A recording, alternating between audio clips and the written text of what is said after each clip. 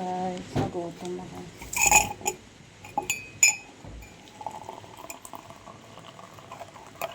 Yan lang.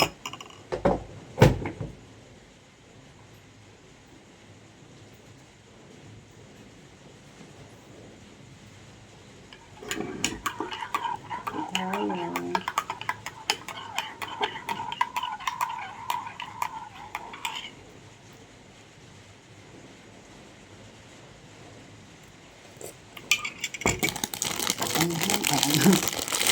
Bakit?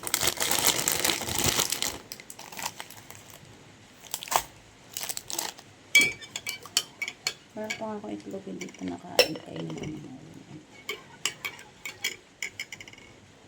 Nagutom ako nagpapawis ako, nag-stretch ako, nag-exercise ako para makatulog.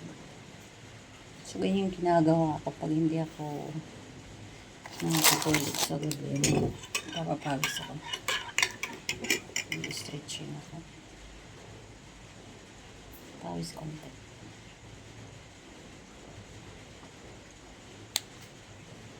Pero nabuto. Papawis lang naman tayo para lumakas, sumigla. Hindi para magpapayat. Hindi natin kailangan magpapayat kasi gusto ko nga tumaba. Pero ayokong tumaba. Tama lang dati.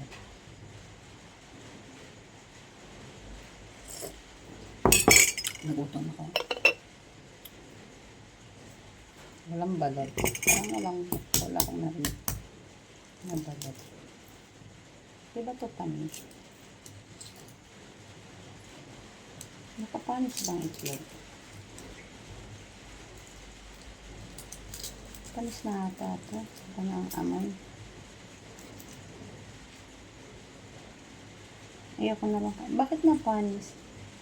Ganyan na siya, oh. Panis na ba yung ganyan?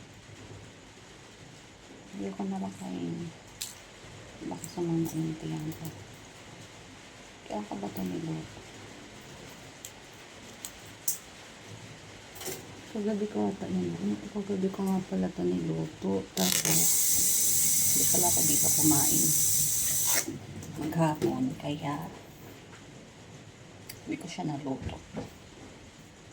So, ang kakainin natin ang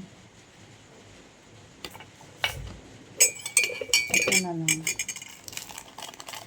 Yung tinatawag nila na gato. Bakit gato ang tawag dito? Hindi ko rin alam.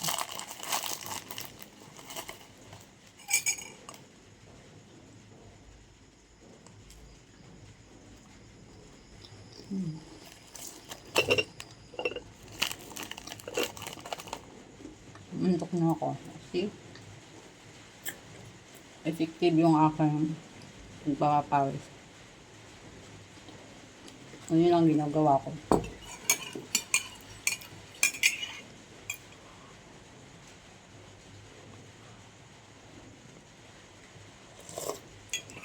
Habang stretching my music, so sabayan ng sayaw. Mamaya stretching na naman, exercise kasi pa yung mga ganun lang, basic lang para pagpawisan lang siya. Tapos yung pinaka pahinga ko kapag nag-exercise ako, sayaw. Pag napagod na ako ng mga ganyan, papahinga muna ako kasi ngalay din, masakit din sa binti, sa hita. Pinakapahinga ko sayaw din, so parang wala din siyang pahinga. Habang nagpapahinga ako sa pag i-stretch ng aking katawan, sumasayaw din ako. Wala din. At pinapawisan ako. Nagutom.